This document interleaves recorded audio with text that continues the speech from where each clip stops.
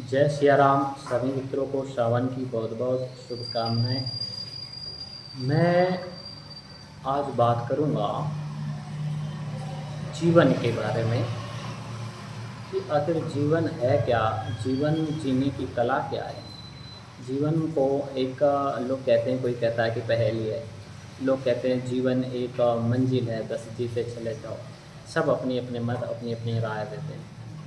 तो जीवन इतनी बड़ी बात समझना तो आपको आ जाएगा, लेकिन जीवन जीने की कला आनी चाहिए।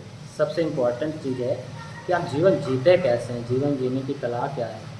तो उसकी जीवन को तो पहले पूर्ण रूप से फलित और पोषित करने के लिए, जब आपका जीवन पूर्ण रूप से फलित और पोषित होगा तब आप उसके सारे आयामों को समझ पाएंगे।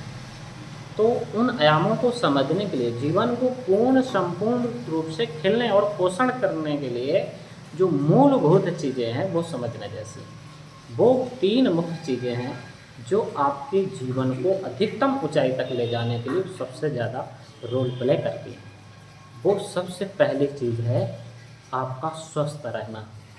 जब आप पूर्ण रूप से स्वस्थ होंगे तभी आपका मानसिक विकास, आध्यात्मिक विकास और सामाजिक विकास होगा, क्योंकि तभी आप उस दायरे से बाहर निकल पाते हैं। तो सबसे पहले अपने जीवन का जो पहला आयाम है वो है स्वास्थ्य का। आप स्वस्थ और फिट कैसे रहेंगे, उस स्वस्थ रहने के लिए हमें मुख्य तीन आयामों को समझना बहुत ज़रूरी है। वो तीन आयाम के बारे में मैं बात करूँगा। उससे पहले आप मेरे YouTube चैनल को सब्सक्राइब एवं बेल आइकन दबा दें, जिससे मेरे आने वाले वीडियो आपको मिलते हैं। तो आइए बात करते हैं कि स्वस्थ रहने के जो मुख्य तीन आयाम हैं वो क्या है। पहला है बैलेंस एक्सरसाइज, बैलेंस योगा या आपका वर्कआउट, जो भी आप कहें।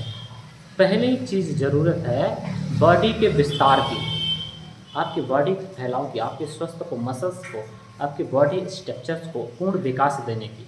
तो पूर्ण विकास का मतलब ये है कि जब आप व्यायाम करते हैं, योगा करते हैं, नित्य रूप से बैलेंस करते हैं, तो आपकी बॉडी का विस्तार होता है। तो हम समझते हैं कि आप सबसे पहले आप अपना एक बैलेंस योगा करिए, बैलेंस व्यायाम करिए।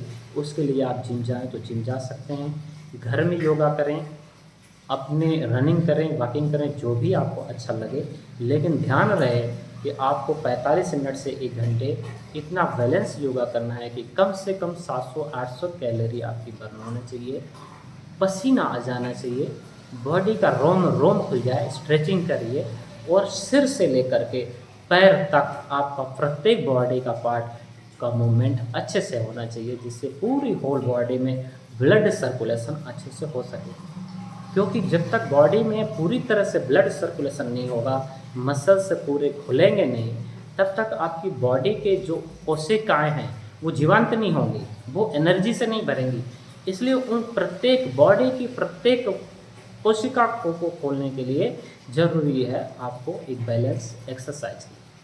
तो जब आप सुबह सुबह सबसे पहले उठें, गर्म पानी पिएं, बॉडी को हाइड्रेट करें। प्री वर्कआउट में आप सीजनेबल फ्रूट लीजिए और अपने वर्कआउट को पूरे मन के साथ करिए, जिससे आपका पूरा फोकस रहे कि आपकी स्ट्रेंथ, स्टेमिना और टाइमिंग का ध्यान आपको ठीक ठीक होना चाहिए कि आप जो भी एक्सरसाइज कर रहे हैं उसमें आप पूरी तरह से उस चीज़ के मास्टर बन सकें, अनुभव गेन कर सकें और आप फील कर सकें कि उस पार्ट्स में बदलाव हो रहा है कि नहीं हो रहा है। इसलिए पूरे फोकस के साथ आप 45 मिनट से 1 घंटे तक का एक्सरसाइज व्यायाम करिए। उसके फ़ायदे आपकी बॉडी का विस्तार होगा, त्वचा आपकी जवान रहेगी और मसल्स आपके उठेंगे और आपका डाइजेशन अच्छा होगा, आपका मेटाबॉलिज्म अच्छा होगा और आपकी स्ट्रेंथ, स्टेमिना सब बढ़ जाएगी। आप स्ट्रेस से दूर रहेंगे, आपका मन अच्छा होगा और सारा दिन एनर्जी से भरे रहेंगे। अब आफ्टर एक्सरसाइज दूसरी चीज़ ज़रूरत है आपको सम्यक आहार की।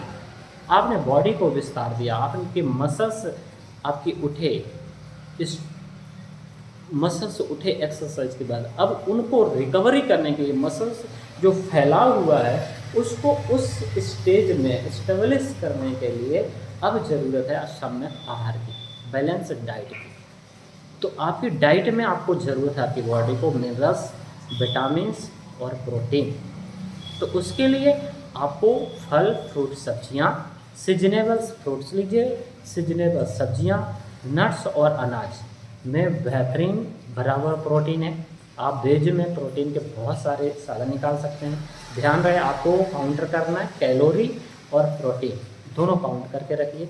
आपके बॉडी में आप युवा है तो 1500 से 2000 कैलोरी आपको चाहिए और बॉडी वेट के हिसाब से 1.5 ग्राम प्रोटीन पर केजी वेट पे चाहिए। तो अगर आप इतना प्रोटीन इन चीज़ों को मैनेज कर लेते हैं तो आपकी बॉडी का विस्तार होगा, बॉडी मजबूत होगी, स्ट्रेंथ बढ़ेगी, स्टेमिना बढ़ेगा और आप लाजवाब देखेंगे, जहाँ भी खड़े होंगे चमकदार देखेंगे, शानदार देखेंगे। तो दूसरी चीज़ है कि आप अपनी डाइट को बैलेंस करिए और हाँ, ध्यान रखें कि आप बाहर की चीज़ों को नहीं खाएं। जो बाहर की चीज़ें आप खा रहे हैं ना, वो आप जहर खा रहे हैं। आपको वो भोजन नहीं है जो प्राथमिक उत्पादक से ही निकल के आ रहा है, वो आपकी डाइट है, वो आपका भोजन है। आप पैकिंग चीज़ें मत खाइए। पैकिंग में चीज़ें कितने दिन से पड़ी हैं, किस टाइप से बनाएंगी आपको नहीं पता, उनमें कौन से केमिकल डाले गए हैं उनको लंबी समय तक रखने के लिए। तो प्रोसेसिंग फूड नहीं चाहिए, प्रोसेसिंग फूड आपका नहीं है। कोई भी प्रकृति का कोई भी जीव सीधा, ताज़ा और शुद्ध भोजन करता है, तो आप फिर क्यों स्टोरेज की चीज़ें खाए चले जा रहे हैं। आप अपने बॉडी को आप डस्टबिन मत बनाइए। आपकी बॉडी कुदरत का दिया हुआ एक तोहफा, उसको शानदार और सुंदर रखिए। आप शानदार चीज़ें खाइए और चमकिए, देखिए आप जीने का मज़ा आ जाएगा। आप पैकिंग चीज़ें सारी ख़त्म कर दीजिए, नमक के पीछे मत भागिए।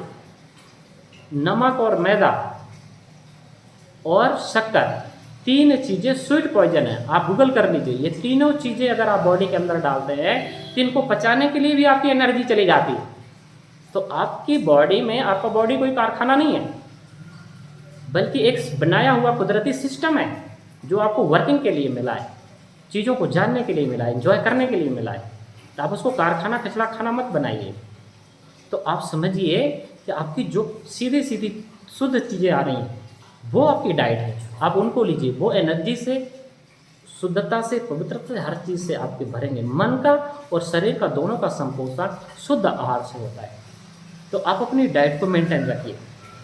दूसरी चीज़, आप जब खाइए तो अच्छे से खाइए, चबा चबा कर खाइए। ऐसे नहीं खाना कि कोई पीछे डंडा लेके पड़ा है, जल्दी जल्दी खाए और निकल गए, उससे डाइजेशन अच्छा नहीं होता। आप भूख पे खाइए, भूख के अनुसार खाइए, पूरा फोकस से खाइए।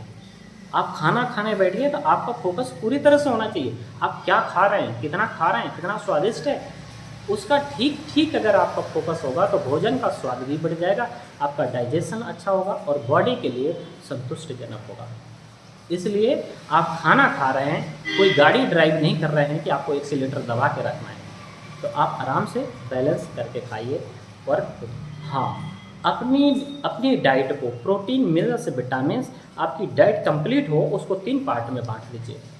आफ्टर जिम आधा घंटे बाद सुबह नाश्ते में कम से कम 50 ग्राम प्रोटीन हो जाए, सब्जियां, फ्रूट, मिनरल्स, विटामिन। दोपहर में आप सलाद, दालें, थोड़े चावल और दही आप ये लीजिए। शाम को आप प्रोटीन से समझिए और कुछ चीज़ें ले लीजिए। ऐसे मिला करके आप अपनी डाइट को बैलेंस करिए और देखिए कि आपके लिए बॉडी में क्या सूटेबल है, क्या है। तो आप अपनी डाइट को मेंटेन करिए। ये चीज़ हो गई सब में कहा। अब देखिए, आपने विस्तार किया, आपकी बॉडी का स्ट्रक्चर खड़ा किया। अब उसको, स्ट्रक्चर को स्टेबिलिटी देने के लिए ईंट की ज़रूरत है। ईंट क्या है? भोजन आपका। एक्सरसाइज से आपने बॉडी को खींचा, अब उसको रोकेगा कौन? ईंट रोकेगी। ईंट और स्ट्रक्चर को जोड़ने का काम सीमेंट करती है। तो बॉडी में जोड़ने का काम कौन करेगा? निद्रा। तीसरा आयाम है निद्रा। निद्रा कौन सी? सम्यक निद्रा, बैलेंस निद्रा, भाग दौड़ वाली निद्रा नहीं। 11 बजे तक लगे फ़ोन में, भाग दौड़ करके आ रहे हैं बाहर से, तनाव है, चिंता है, टेंशन है और बिस्तर लगाया सो गए। आप सोए नहीं, लेटे रहे। दूसरे को लग रहा है कि आप सोए हो, लेकिन आप सोए नहीं, आपके दिमाग में महाभारत ही चल रही है। तो सम्यक निद्रा का मतलब ये है, सोने से पहले 1 घंटा पहले आप सोने की तैयारी कीजिए, मन को शांत कीजिए। खाना जो खाया था उसको घंटे भर चलिए, वज्रासन में बैठिए, डाइजेशन को ठीक करिए।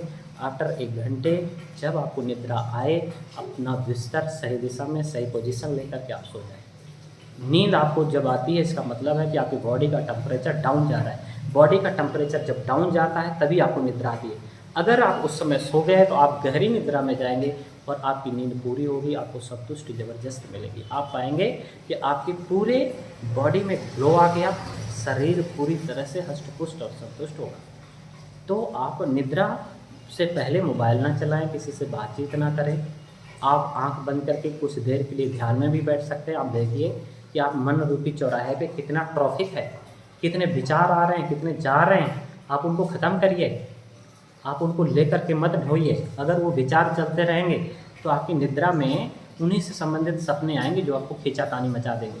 जो दिन भर आप करके आए वो रात में भी वो सारे विचार से आपको डिस्टर्ब करेंगे। इसलिए पहले ध्यान की अवस्था में बैठ करके अपने मस्तिष्क को बिल्कुल अपने मन को शून्य करिए, सारे विचारों को जाने दीजिए, क्लीन चिट हो जाए, पूरा कागज़ की तरह मन हो जाए, शांत हो जाए, तब आप निद्रा में जाइए। तो आप पाएंगे कि आप सुकून से विश्राम की अवस्था में हैं, शांति से सो रहे हैं। कोई महाभारत नहीं हो रही, कोई माया, कोई दुनिया की कोई झंझट नहीं हो रही। तो कम से कम 8 घंटे तो शानदार तरीके से जिए। सारा दिन तो काम करना है, लेकिन रात में तो बेहतरीन सोना ही होगा। तो जब आप बेहतरीन सोएंगे तो आप पाएंगे कि आपके मानसिक रोग, स्ट्रेस, तनाव, लोभ, लालच सारी चीज़ें कंट्रोल में हो, सारे मानसिक रोग गायब हो जाते हैं। आपकी बॉडी बहुत संतुष्ट होगी, हष्ट-पुष्ट होगी, बैलेंस होगा। आप पाएंगे कि धीरे धीरे आपका आत्मबल, शरीर स्वस्थ होगा, आपका आत्मबल बढ़ेगा, आपका मनोबल बढ़ेगा। आप जहाँ भी खड़े होंगे चौड़े होके खड़े होंगे, सुंदर दिखेंगे, स्टेमिना स्ट्रेंथ से भरे होंगे, घर में भी और बाहर भी चौड़े होंगे। इसलिए तीसरी जो चीज़ है वो निद्रा बेहतरीन होनी चाहिए। तो दोस्तों ये 3 मुख्य आयाम हैं व्यक्ति के जीवन को पूर्ण रूप से स्वस्थ करने के लिए। तो अभी क्या है कि पहला सुख निरोगी काया। अगर आप स्वस्थ होंगे तो दुनिया की जितने भी सुख हैं वो आपकी मुट्ठी में होंगे। अगर आपका स्वास्थ्य अच्छा नहीं है तो आपके पास कितना भी पैसा हो, पद हो, प्रतिष्ठा हो, दुनिया की कितनी भी बड़ी दौलत हो, आपके कोई काम नहीं आएगी। आपके लिए सुख 2 कौड़ी का होगा। तो पहले जीवन का मुख्य आयाम है स्वस्थ रहने का। तो स्वस्थ रहने के जो 3 आयाम मैंने बताए, आप उनको फॉलो करिए, लागू करिए, फिट रहिए, आनंदित रहिए। हम फिट तो इंडिया फिट, घर परिवार फिट, अगल बगल में सब लोग फिट। सो आप एंजॉय करें, जीवन को बेहतर बनाएं। और लास्ट में सबको जय श्री राम। मेरे यूट्यूब चैनल को सब्सक्राइब और लाइक करें और बेल आइकन बटन दबाएं। धन्यवाद।